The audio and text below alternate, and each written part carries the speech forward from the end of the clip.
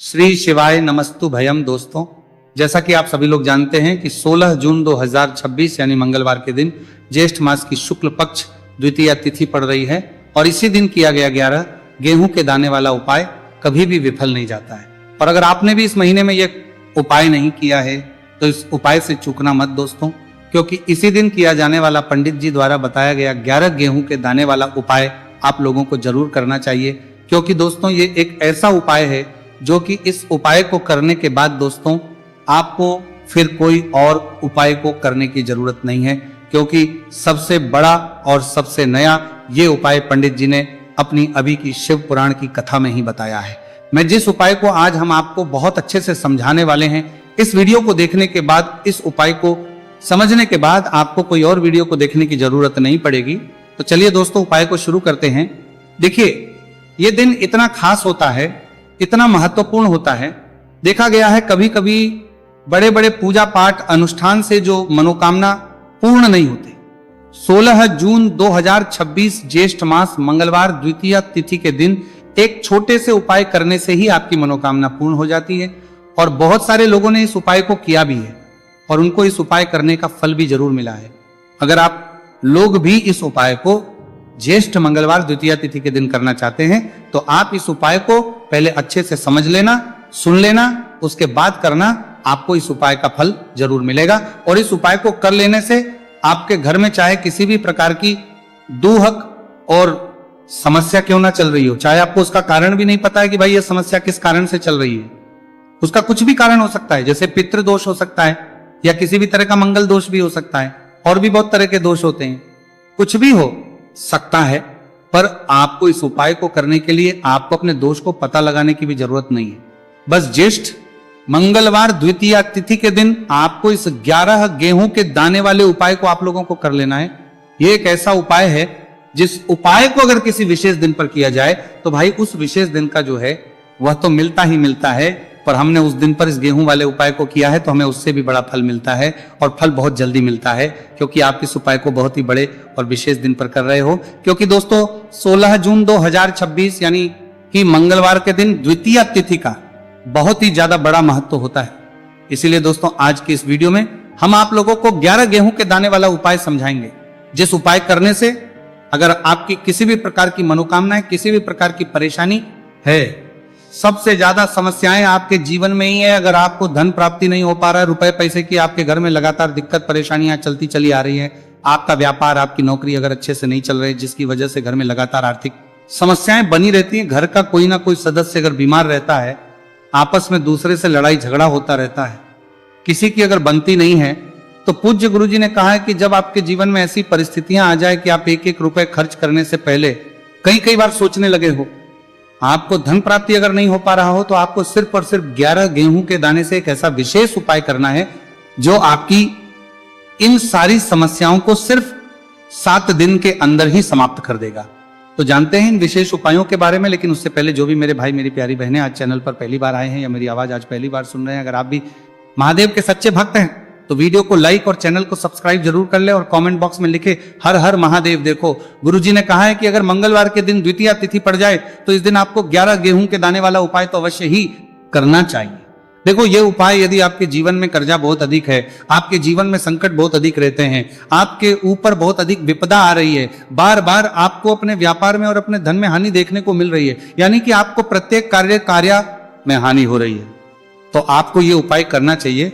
देखिए, इस उपाय के लिए आपको 11 गेहूं के दाने आपको लेने हैं, ठीक है। दाने लेने के बाद में आपको जरूरत होगी चावल के दानों की।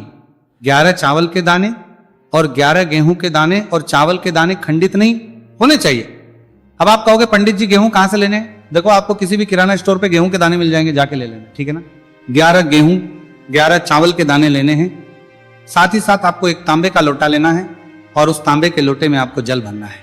जल आपका खुद के घर का होना चाहिए, मंदिर का नहीं होगा। अब आप ये सब सामग्री लेकर पहुंच जाओगे महादेव के शिवलिंग के पास में।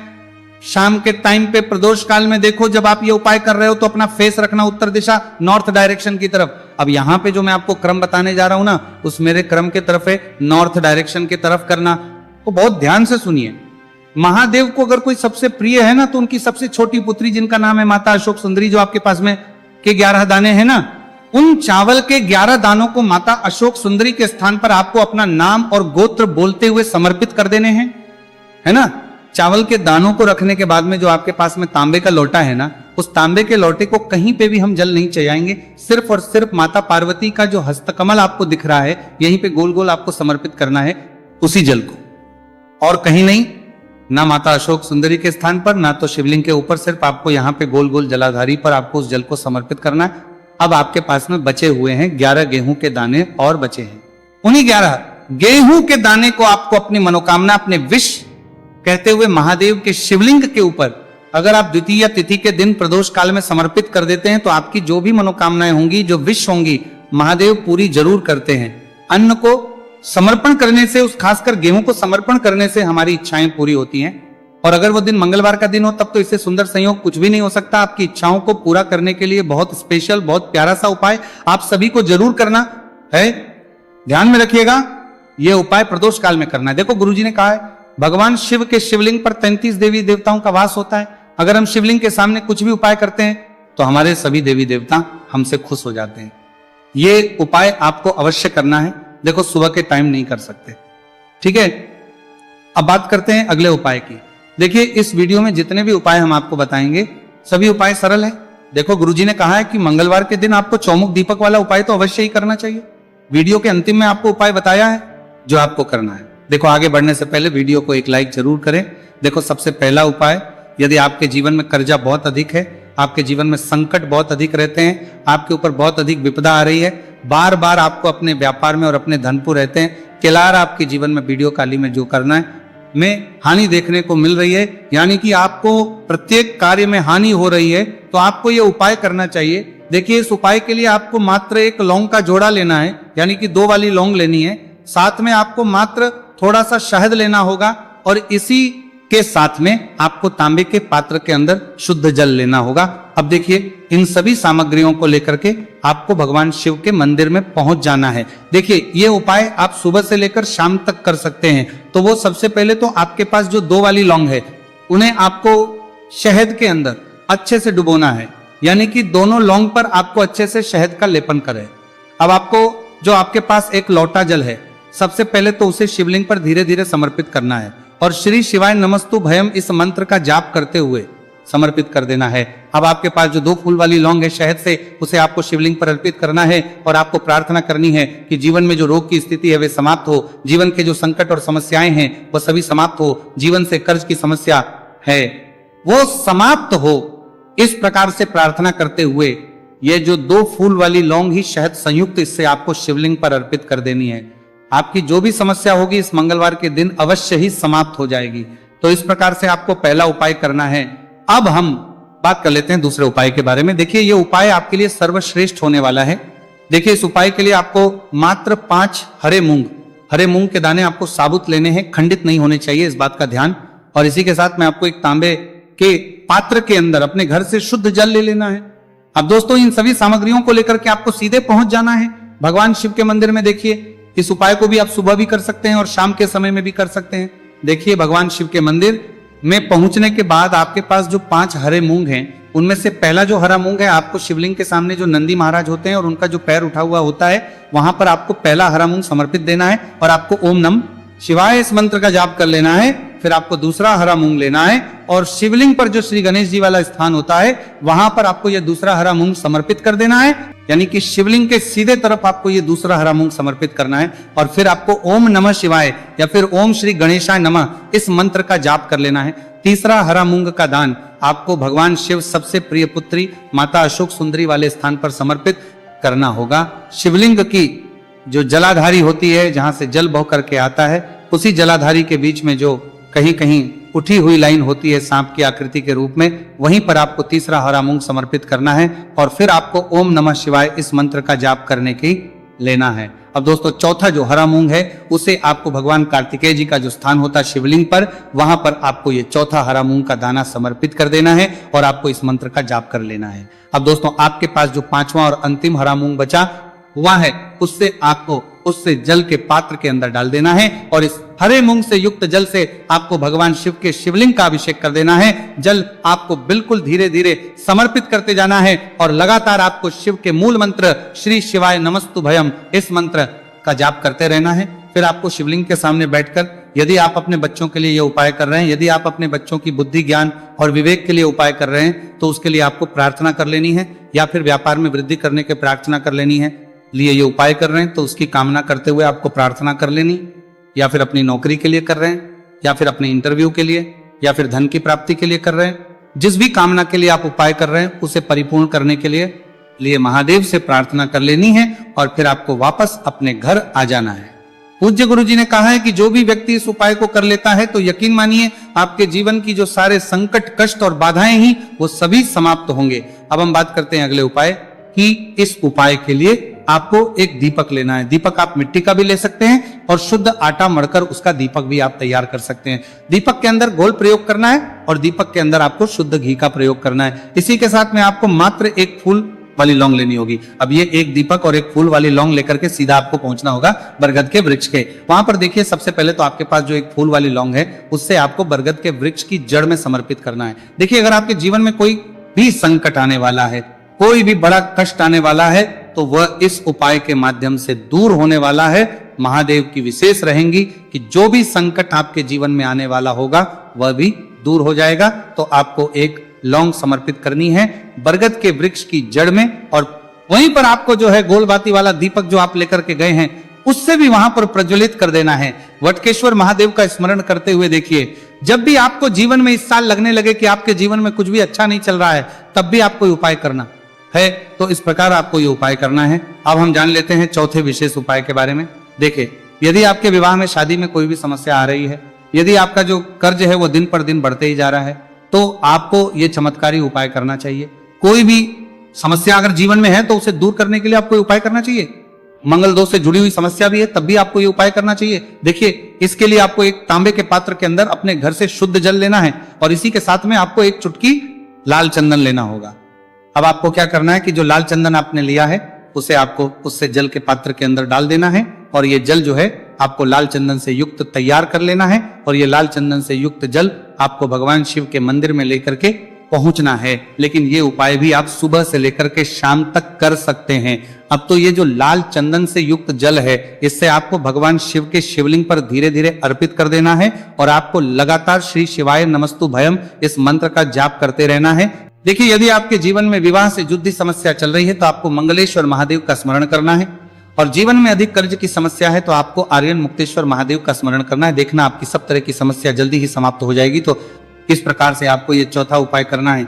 अब हम जान लेते हैं अंतिम और पांचवें उपाय के बारे में। देखिए, मंगलवार का दिन है और हनुमान जी भगवान शिव के रुद्र अवतार है, तो ये उपाय और भी खास हो जाता है। तो ये जो उपाय है विशेषकर आपको हनुमान जी के वहां पर ही करना होगा। देखिए, जब भी आपको ऐसा लगने लगे कि आपके जीवन में जो कर्ज है वो समाप्ति नहीं हो रहा है, दिन प्रतिदिन बढ़ते ही जा रहा है, कष्ट जो है वो दिन प्रतिदिन बढ़ते ही जा रहे हैं, कष्ट जो है वो समाप्त ही नहीं हो पा रही है, यानी कि जीवन में जब भी कोई विपदा आती है, संकट आता है, तो हमें संकट मोचन हनुमान जी के मंदिर में जाना चाहिए। लेकिन यह उपाय बहुत ही खास है।